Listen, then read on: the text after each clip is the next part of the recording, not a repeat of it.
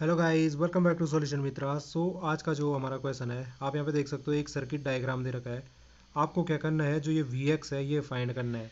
इस सर्किट में आप देख सकते हो एक वी इनपुट मिला है हमें। आपका एक रजिस्टर लगा हुआ R1 ओम का और एक रजिस्टर R2 ओम का लगा हुआ है। बाकी ये सर्किट क्या है, इस प्रकार से हमारा ग्राउंडेड है। हमें क्या करना है, जो वी एक्स है उसकी वैल्यू को फाइंड करना है। तो कैसे कर सकते हैं जी, कैसे कर सकते हैं।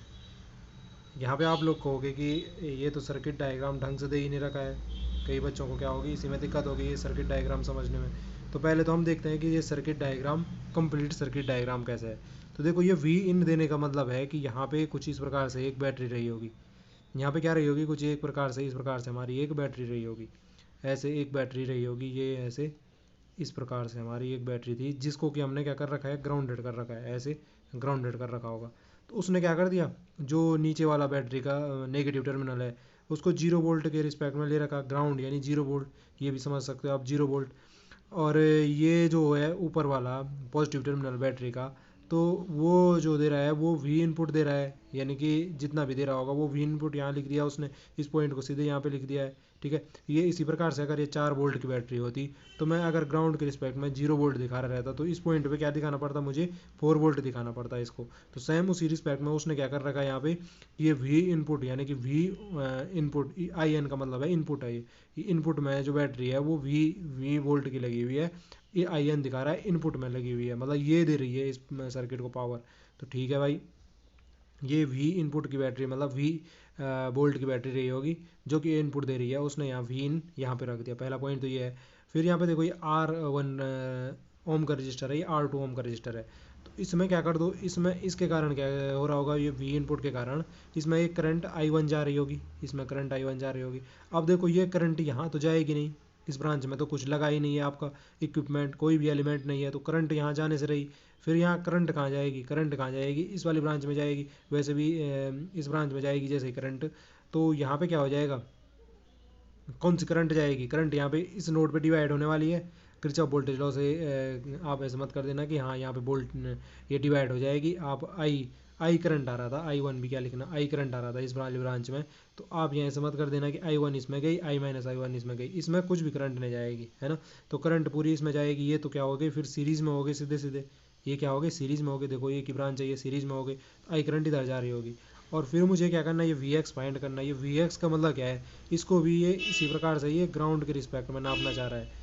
यानी कि ये जो ये ग्राउंड है इसके रिस्पेक्ट में इस वी एक्स को नापना चाह रहा है। ये समझ लीजिए, इस इन पॉइंट के बीच में क्या निकालना है इसने, आपका वी एक्स निकालना है। क्या निकालना है इसने, यहाँ पे वी एक्स निकालना है।